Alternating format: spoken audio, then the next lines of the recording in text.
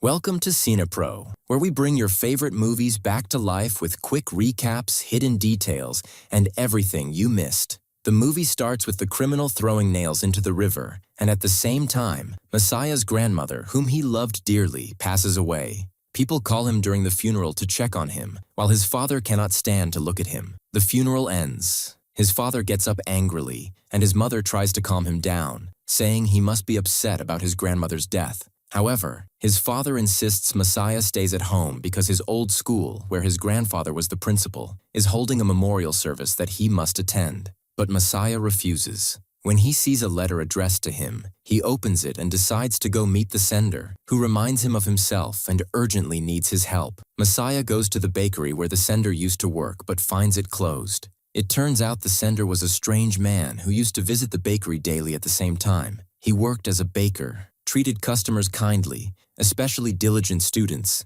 and gave them free food from the shop. He would check on them and observe them, but at the end of the day, he would kidnap them, take them to his den, remove their nails, torture them in various ways, burn their bodies, and bury their bones. Eventually, the police arrested him, accusing him of murdering 23 teenagers and one adult woman because one girl escaped and reported him. Messiah goes to his university, pondering the man's letter and whether he should meet him. At that moment, a girl from his old school recognizes him and reminds him of herself. He greets her, and the criminal confesses that the last girl who escaped and reported him was not his intended victim. He let her go willingly because he could have killed and buried her like the others, but chose not to. Messiah visits the prison where the man gave him the address. He's asked to wait until his number is called. When his turn comes, it turns out the letter's sender is the criminal who killed the teenagers. Messiah meets him, and the criminal remembers Messiah as a child visiting his shop. He thanks Messiah for coming and asks if he has heard about his crimes,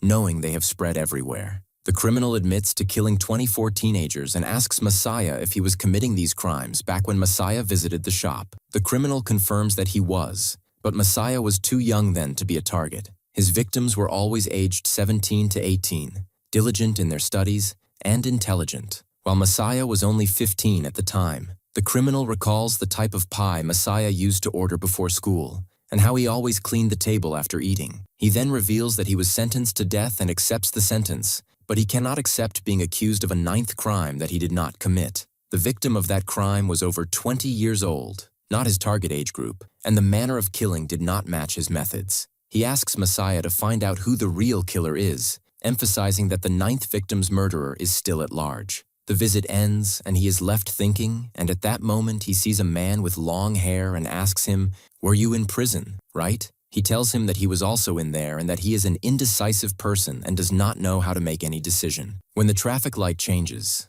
Messiah walks and leaves him and goes to the lawyer who is handling the criminal's case and works for him in the evening. As soon as the lawyer leaves, takes out the criminal's file, films the whole case, and hears on TV about the case of the baker that everyone loved, who killed 24 teenagers over the course of 7 years, mostly high school students. Messiah gathers photos of the victims, noting that the first was a 17-year-old girl who worked at a supermarket. The criminal frequented her workplace, gained her trust, and eventually killed her. The second victim was an 18-year-old boy whom the criminal targeted by pretending to accidentally bump into his bicycle. The criminal apologized and was looking at the boy's nails, gained the boy's trust, and eventually killed him. All the victims had black hair, were teenagers, and excelled academically, except for the 9th victim, a 26-year-old woman. When he goes to university in the evening, he sees his colleague from the old school and wanted to greet Messiah investigates the 26-year-old victim's case, learning that she worked at a medical equipment company and was killed after leaving work.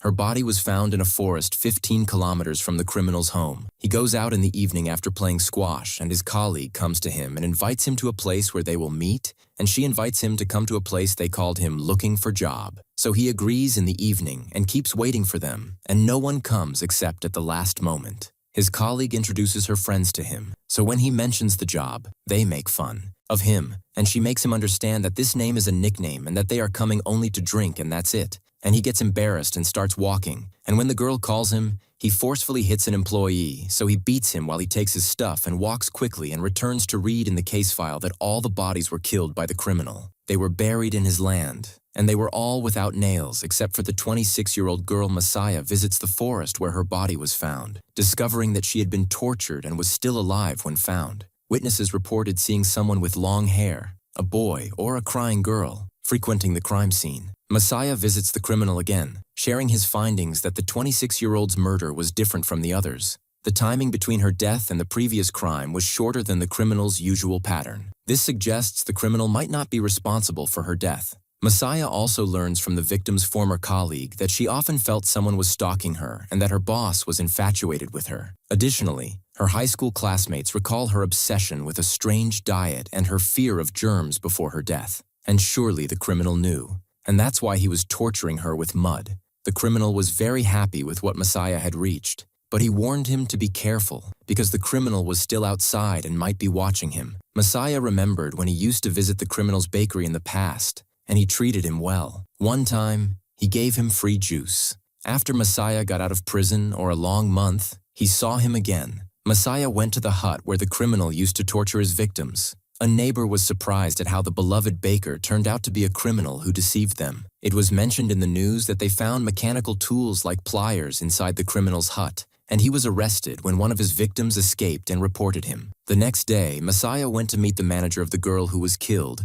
and he informed him that he was the lawyer of the criminal. He asked him a few questions. He interrupted him to ask if he had been watching her or not. He confirmed that he was at work when the victim was killed. Meanwhile, the long-haired man was watching him from a car. When Messiah returned home, he saw his area being organized with his grandmother's belongings. At that moment, he found a very old picture among their belongings, which was of the orphanage his grandmother had opened, and the criminal was photographed with them. He learned that his grandmother adopted the criminal when he was 19 years old and also helped him open that bakery. Because Messiah's grandmother had suffered, when she was young, she opened the orphanage for children like her. He learned from someone who worked with his grandmother in the orphanage that the criminal was adopted by his grandmother. At the time, he knew how to control the children there, treating the boastful kids like a leader, then turning to praise others to make them jealous. This was his method. Messiah's grandmother always defended him because she loved him deeply. Messiah showed him the pictures he found, and the man pointed to a picture of the criminal. He asked him who she was,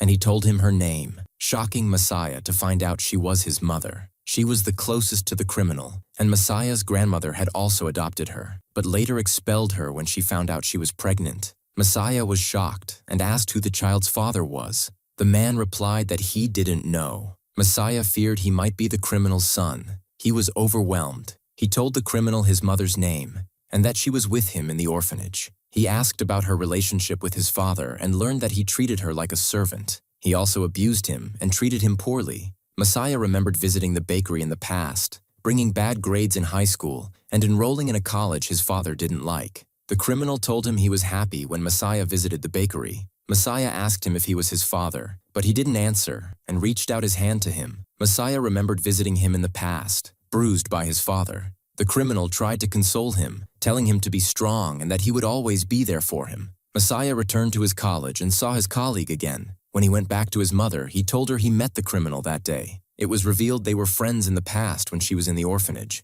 She became nervous and told him they would talk later. When he learned she had been mistreated by her mother, that's why his grandmother adopted her. The only one who cared for her was the criminal. Messiah's father knew nothing about this. He asked her who his real father was. At that moment, his father entered, and she had to change the subject. Before he left, she told him his father wasn't the criminal. Messiah learned that the criminal was accused of killing the 26-year-old girl because someone testified they saw him near the crime scene. The witness's identity was protected under the law, which applies if the witness was a victim of the accused. The witness appeared and testified they saw the criminal near the crime scene. Messiah went to the lawyer and told him the law of witness protection was applied to the witness, even though they weren't one of the accused's victims. The lawyer was shocked to find out the witness was indeed a victim of the criminal because they were in the same orphanage in the past, he and his younger brother. The witness was 10 years old, his brother 8, and the criminal was 20.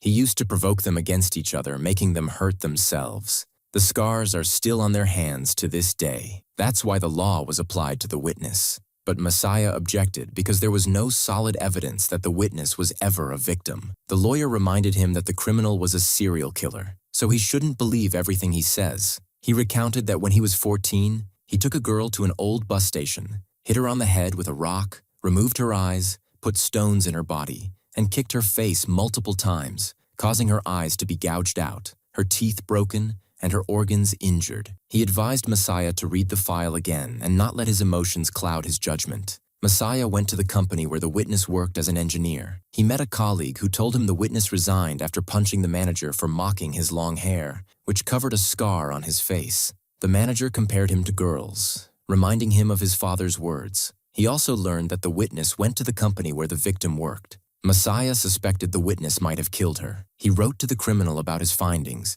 suspecting the witness followed the girl after work, killed her, and falsely accused the criminal. He believed the witness acted out of sensitivity and insecurity, and that he had work-related issues. The next day, Messiah's colleague tried to be nice to him, and he started liking her. On his way home at night, he accidentally bumped into a man who insulted him. He felt cowardly for not responding, so he went back and beat the man severely, almost killing him, but stopped at the last moment. He ran away after getting injured. Later, he received a message from the witness's colleague, who sent him a picture of the witness who testified against the criminal. The surprise was that the witness was the long-haired man who had been watching him throughout the film. He showed the picture to a woman to confirm if he was at the crime scene. She confirmed it was him. Messiah went to the crime scene and was surprised to find the witness there. The witness told him, "This is the place where she was killed. I killed her." Messiah ran away in fear, and the witness chased him. When he caught him, he said, "I didn't kill her." Messiah returned home, and his mother was shocked by his appearance.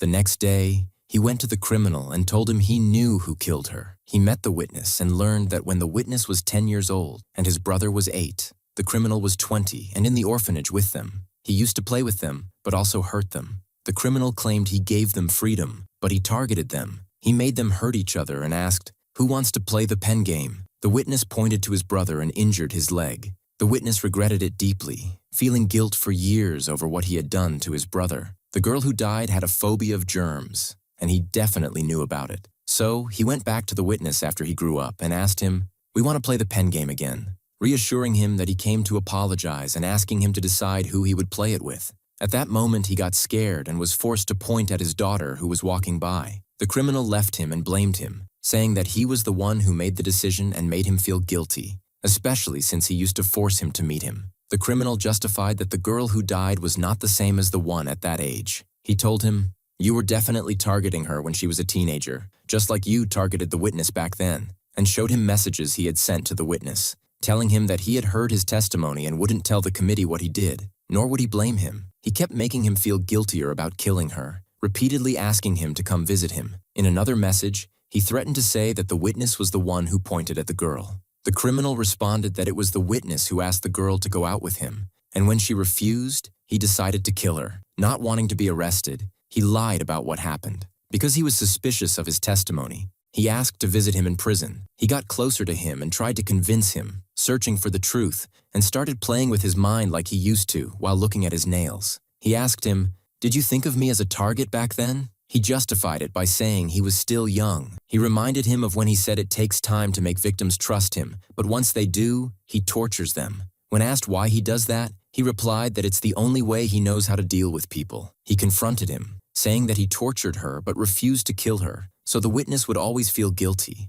and that he let the investigator work on the case because he enjoyed it and had control over him. He revealed that he was the one who took the girl in his car, not the witness, and that he was torturing her. He asked, "Didn't you ever think about how your father and did your mother tell you how to get rid of their son?" He then revealed that after his mother gave birth to a dead child, they burned the body, turned it to ashes, and threw it in the river. Messiah replied that he was going to kill the man yesterday, but when he couldn't, he realized he wasn't his son. Before leaving, he asked him, "Why did you throw the nails into the river?" We then see him taking the nails he had removed and throwing them. As he's about to leave, he asks him, "Did your mother have nice nails?" He replied, "When I was young, yes." Days pass, and Messiah gets closer to his colleague, and they fall in love. He tells her, "You have nice nails," to which she replies, "Do you want to pull them out?" Suddenly, a folder falls from her bag, containing pictures of all the criminal's victims.